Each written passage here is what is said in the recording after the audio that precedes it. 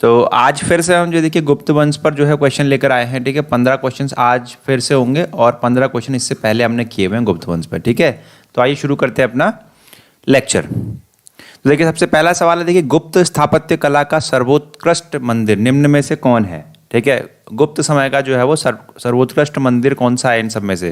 ठीक है, ए भीतरगांव का मंदिर, बी देवगढ़ का दशावतार मंदिर, ठीक है, भूमरा का शिव मंदिर और तिगवा का विष्णु मंदिर। ठीक है, तो आपने बताना है कि इसमें से जो है कौन सा जो है वो गुप्त शासनकाल का जो है वो बड़ा फेमस मंदिर है। ठीक है, देखिए सबसे फेमस मंदिर जो है वो गुप्त स्थापत्य कला का, देखिए सबसे पहले आपको बता दें कि देखिए गुप्त शासन काल में ही हमको जो है वो मंदिर जो आज के जो स्ट्रक्चर फॉर्म में दिखते हैं, इस तरीके के स्ट्रक्चर जो फॉर्म देखते हैं वो सबसे पहली बार जो है गुप्त शासन काल में ही हमें देखने को मिले।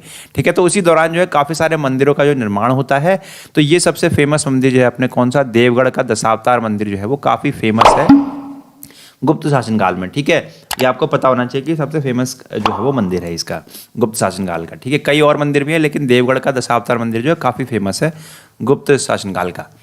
ठीक है, फिर देखिए दूसरा सवाल है, देखिए ये अजंता की गुफाओं में किन गुफाओं का निर्माण गुप्त काल में हुआ। देखिए अजंता की गुफाएं देखिए कई समय से इनका जो निर्माण हुआ है। ठीक है, तो गुप्त शासनकाल में भी कुछ गुफाओं का निर्माण हुआ। तो कौन सी ऐसी गुफाएं हैं, देखिए अजंता और आपको एलोरा, अजंता एलोरा ये दोनों गुफाएं, और एक आपको एमपी में मिल जाएगी, आपको एमपी की जो है बाग एमपी में। ठीक है, ये जो गुफाएं हैं, 3 गुफाओं का निर्माण जो है वो गुप्त शासनकाल में हुआ है।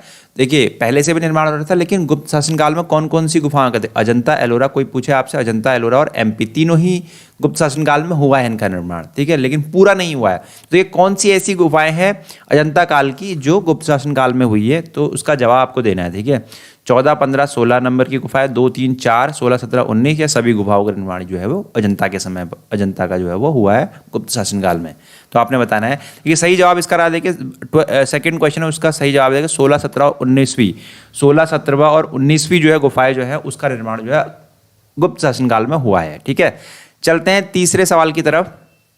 अमरकोश के लेखक अमर सिंह किस शासक के दरबार से जुड़े थे। ठीक है, अमरकोश के लेखक, ठीक है, अमरकोश है ये किसने लिखी है, अमर सिंह ने लिखी है।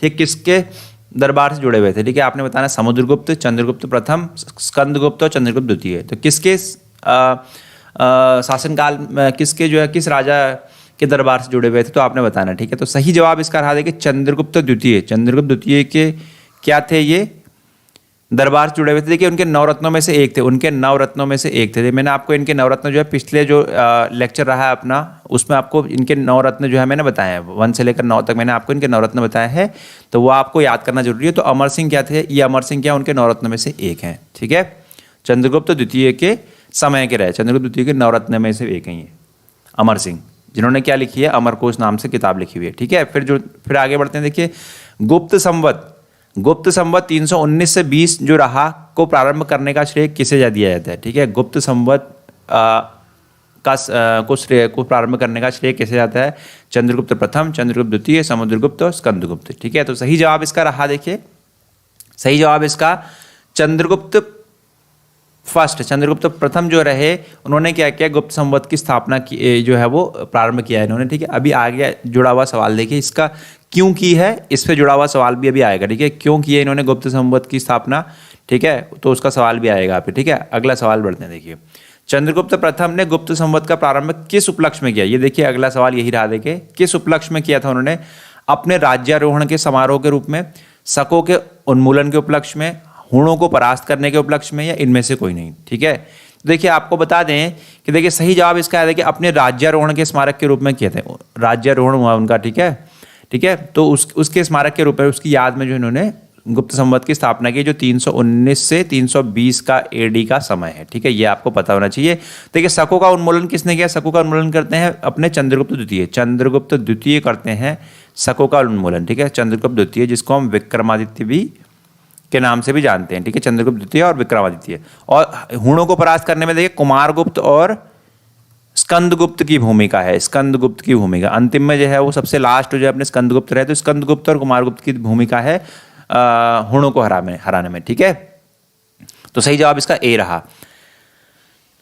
ठीक है, अब बढ़ते हैं। देखिए प्रयाग प्रसाती अभिलेख का लेखक हरिसेन किस शासक का दरबारी कवि था। ठीक है, अब ये जो प्रयाग प्रसाती है अभिलेख, ठीक है, इसकी किसके शासक के दरबारी कवि थे, तो आपने ऑप्शन आपके ऑप्शन है समुद्रगुप्त, अशोक, कनिष्क, चंद्रगुप्त द्वितीय। बहुत आसान सवाल है, तो आपने बताना है किसके शासक के दरबार किस शासक के दरबारी कवि थे। तो इसका सही जवाब है देखिए समुद्रगुप्त के जो है वो दरबारी कवि थे।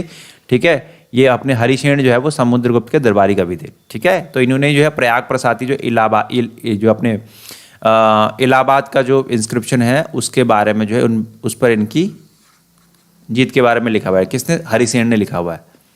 7वां सवाल देखिएगा, गुप्त काल को प्राचीन काल का क्लासिकल युग क्यों कहा जाता है? ठीक है, गुप्त काल के, ठीक है, प्राचीन भारत में इसको गुप्त काल को हम क्या कहते थे? क्लासिकल युग कहते थे। ठीक है, गोल्डन एज कहा जाता था इसको। ठीक है, स्वर्णिम काल कहा जाता था।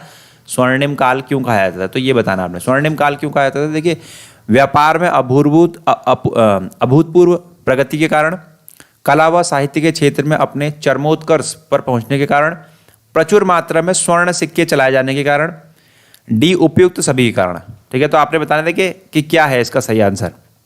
तो इसका सही आंसर है देखिए कला व साहित्य के क्षेत्र में देखिए काफी प्रगति करती है। देखिए हम यहाँ कई मंदिरों को बनते देखते हैं। ठीक है, साहित्य भी काफी लिखा गया है इसमें। ठीक है, और देखिए संस्कृत भाषा को जो है वो काफी जो है इसमें बढ़ावा मिलता है। ठीक है, हिंदू धर्म को जो है वो काफी बढ़ावा मिलता है। देखिए जैसे हम मंदिरों का हम बनना देखते हैं। ठीक है, आर्ट कल्चर के उसमें हम काफी ज्यादा हम क्या देखते हैं, वो बढ़ोतरी देखते हैं इस शासनकाल में। तो इसीलिए जो है वो इनको क्लासिकल युग का टाइटल दिया गया है गुप्त काल को। ठीक है, बढ़ते हैं 8वें सवाल की तरफ। देखिए, सारनाथ के धमेक स्तूप का निर्माण किसने कराया है? सारनाथ के धमेक स्तूप का निर्माण किसने कराया है? तो आपने बताना है। ठीक है, देखिए मौर्यों ने करवाया, कुषाणों ने करवाया, शुंगों ने करवाया, गुप्तों ने करवाया। ठीक है, धमेक स्तूप, देखिए 2 स्तूप हम देखने को अभी बताते हैं। देखिए आपको कि इसका जो सही उत्तर देखिए गुप्तों ने करवाया है। सारनाथ का जो धमेक स्तूप है वो किसने करवाया है? उसका निर्माण किसने करवाया है? उसका निर्माण करवाया है गुप्तों ने करवाया। देखिए इसी दौरान देखिए एक तो धमेक स्तूप है। ठीक है, धमेक स्तूप हो गया।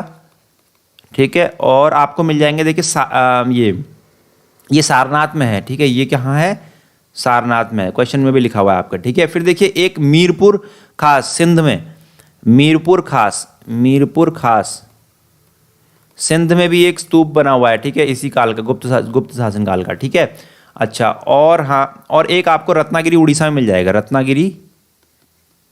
रत्नागिरी उड़ीसा में आपको क्या मिल जाएगा? एक और मिल जाएगा। ठीक है, तो ये आपके क्या रहे? ये सारनाथ हो गया, और मीरपुर खास का क्या है? ये सिंध में जो है। ठीक है, और उड़ीसा का रत्नागिरी। तीनों के तीनों कहाँ के बने हैं? गुप्त शासनकाल के बने हुए हैं। क्या है? गुप्त शासनकाल है। ठीक है, 9वें सवाल की तरफ बढ़ते हैं। देखिए, गुप्त युग में भू राजस्व की दर क्या थी? भू राजस्व की दर क्या थी, ये आपने बताना है। 9वें सवाल का जवाब है कि भू राजस्व की दर क्या थी, कितना लैंड रेवेन्यू लिया जाता था जो है वो लोगों से। देखिए इसका सवाल में ये सवाल थोड़ा देखिए, आपने पहले ऑप्शन रीड करते हैं। चौथा भाग था, छठा भाग था, ठीक है, 8वां भाग था, या आधा भाग था। ठीक है, कितना था ये इसका आंसर जो है वो गुप्त का जो है वो इसमें कितना जो है लैंड रेवेन्यू लिया जाता था। तो आपको जवाब देना है कि कितना लैंड रेवेन्यू लिया जाता था। ठीक है, 1/4, 1/4, 1/6, 1/8 और 1/आधा, ये कौन से लिया जाता था? इसका सही जवाब है, देखिए सही जवाब इसका है या 1/4 से लेकर 1/6। ठीक है, ये 1/4 से लेकर 1/6 जो है इसका इतना जो है वो भू राजस्व लिया जाता है, लैंड रेवेन्यू लिया जाता था। तो इसका दोनों ही ए और बी जो है एक साथ ही होना चाहिए। इसका जो ऑप्शन में देखिए दोनों ऑप्शन एक साथ होने चाहिए। उपज का 1/4 और 1/6। ठीक है, दोनों में से ये दोनों इसके लगभग लिया जाता था। ठीक है, तो ये एक ही ऑप्शन में होना चाहिए। ए और बी आप याद रख लीजिएगा कि 1/4 से लेकर 1/6 के आसपास जो है वो अंतर करता रहता है। ठीक है, 1/4 से लेकर 1/6 के बीच में अंतर करता रहता था। तो इतना इसका सही आंसर। ठीक है, ध्यान रखिएगा इसका, थोड़ा ये ऑप्शन थोड़े से गड़बड़ आ गए यहाँ पर। 10वां सवाल है, गुप्त किसके सामंत थे? गुप्त किसके सामंत थे? कि मौर्यों के, कुषाणों के, सातवाहनों के, इनमें से कोई नहीं। तो आपने बताना है इसका सही जवाब क्या है। किसके सामंत थे? देखिए सामंत, पहले आपको बताते सामंत क्या होता है, सामंती व्यवस्था क्या होती है। देखिए सामंत क्या होते थे? ठीक है, फ्यूडलिज्म बोलते हैं इसको इंग्लिश में। ठीक है, फ्यूडलिज्म, फ्यूडल करके फ्यूडल सामंत कहते हैं, और फ्यूडलिज्म होता है सामंती व्यवस्था। ठीक है, सामंत किसको बोलते हैं? फ्यूडल को बोलते हैं। तो देखिए इसमें क्या होता था, देखिए जैसे राजा जो होता था, एक राजा हो गया, और नीचे जो है वो आपको छोटे छोटे क्या मिलेंगे,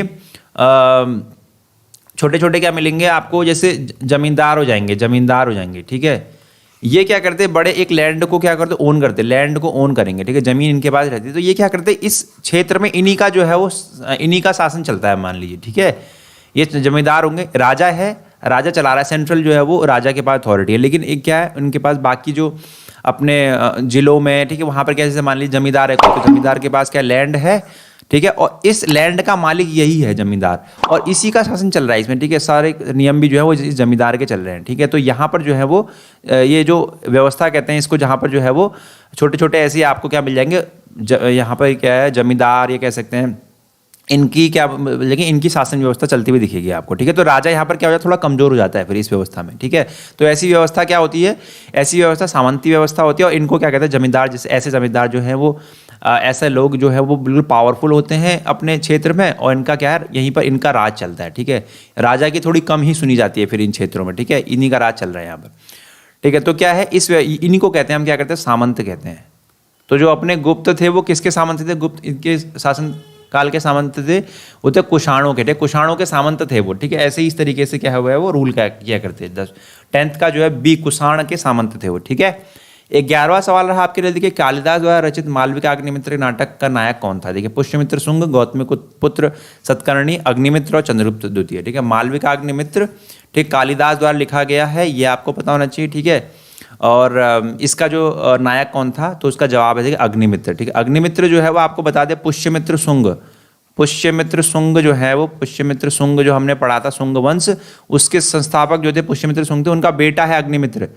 अग्निमित्र जो है वो क्या है, अग्निमित्र, इसका जो ये है ना अग्निमित्र, ये पुष्यमित्र शुंग के बेटे हैं, यह ध्यान रखिएगा, ठीक है। इसके हीरो भी हैं, नायक भी हैं, ये कालिदास द्वारा रचित मालविका अग्निमित्र के, ठीक है। फिर आप इसके बाद आते हैं, देखिए समुद्रगुप्त की सैनिक उपलब्धियों का वर्णन उसके किस अभिलेख में उपलब्ध है। समुद्रगुप्त की सैनिक उपलब्धियों का वर्णन उसके किस अभिलेख में उपलब्ध है। एरण के, गया के, नालंदा के, प्रयाग के। तो आपने बताना है किस में लिखा गया है समुद्रगुप्त की सैनिक उपलब्धियों के बारे में, कौन से अभिलेख में। देखिए सही जवाब है इसका प्रयाग। प्रयाग का जो अभिलेख है वो क्या है, समुद्रगुप्त की उपलब्धियों के बारे में बात करता है, ठीक है। समुद्रगुप्त की उपलब्धियों के बारे में बात करता है प्रयाग प्रसादी, जिसको किसने लिखा है, हरिसेन ने लिखा हुआ है। हरिसेन जो है इनके दरबारी कवि रहे, ठीक है, समुद्रगुप्त के। 13वें सवाल की तरफ बढ़ते, देखिए श्रीलंका के राजा मेघवर्मन ने किस स्थान पर भगवान बुद्ध का मंदिर बनवाने के लिए समुद्रगुप्त से अनुमति मांगी थी, ठीक है। श्रीलंका के राजा मेघवर्मन ने, ठीक है, ठीक है, भगवान बुद्ध का मंदिर बनाने के लिए समुद्रगुप्त से परमिशन मांगी थी। तो कहाँ पर मांगी थी, प्रयाग में, बोधगया में, कुशीनगर में, अमरावती में। तो आपने जवाब देना क्या है इसका सही जवाब है।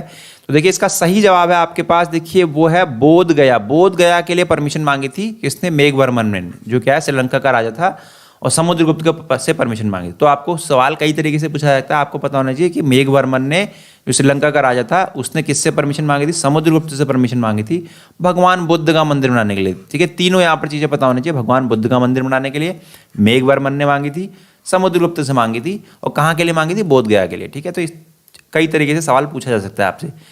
बढ़ते हैं अपने 14वें सवाल की तरफ। देखिए चंद्रगुप्त द्वितीय विक्रमादित्य की उपाधि ने, ठीक है, की उपाधि कब धारण की, ठीक है, कब धारण की। देखिए शकों के उन्मूलन के बाद, गुप्त शासन में बैठने के बाद, चांदी के सिक्के जारी करने के बाद, ठीक है। तो आपने बताना है कि चंद्रगुप्त द्वितीय ने विक्रमादित्य नाम की जो उपाधि है वो कब धारण करी, ठीक है। तो देखिए इसका जवाब जो है, अगर आपने सही ध्यान से अगर अपनी ये गुप्तों की लेक्चर सीरीज हमने कर ली है, जो MCQ, उसमें बिल्कुल हमने कर लिया है ऐसा क्वेश्चन, ठीक है। तो देखिए शकों का उन्मूलन करने के बाद जो है वो किसने, विक्रमादित्य ने, जो है वो चंद्रगुप्त द्वितीय ने विक्रमादित्य की उपाधि धारण की, ठीक है। आई बात में, इसीलिए इनको सकरी के नाम से भी जाना जाता है, ठीक है। सकरी नाम से भी इनको जाना जाता है। सकरी और विक्रमादित्य दोनों ही इनके नाम हैं, ठीक है। इनकी उपाधि देखिए सकरी, शकों पर विजय प्राप्त की इन्होंने, ठीक है।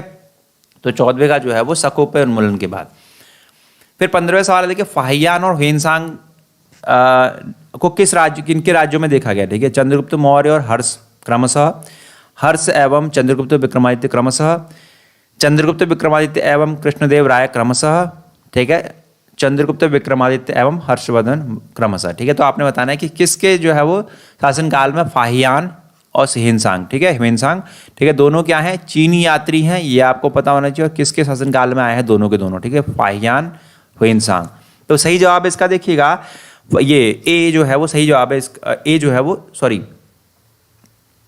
ये गलत बोल दिया, यहाँ पर डी, चंद्रगुप्त विक्रमादित्य और हर्षवर्धन, ठीक है। ह्वेनसांग आए हैं यहाँ पर हर्षवर्धन के समय, ह्वेनसांग आए हैं आपके हर्षवर्धन के समय, और चंद्रगुप्त विक्रमादित्य के समय कौन आए हैं, फाहियान आए हैं। कौन, फाहियान, चंद्रगुप्त द्वितीय और विक्रमादित्य जिसको हम बोलते हैं, तो ये फाहियान जो है वो इनके शासनकाल में आए हुए। ठीक है, तो इसका सही जवाब है डी ऑप्शन जो है वो सही इसका ऑप्शन है। ठीक है, तो 15 सवाल हमारे गुप्त शासनकाल पे हो जाते हैं। ठीक है, आप अपने जो इसका आपके जो मार्क्स रहे, कितने आपके आंसर सही रहे, वो आप क्या कमेंट बॉक्स में मेंशन कर सकते हैं। ठीक है, तो और क्या बोलते हैं, अपना फीडबैक भी यहाँ पर मेंशन कर सकते हैं। ठीक है, कि आपको ये लेक्चर सीरीज कैसी लग रही है। ठीक है, तो मिलते हैं आपको नेक्स्ट लेक्चर में। Thank you class.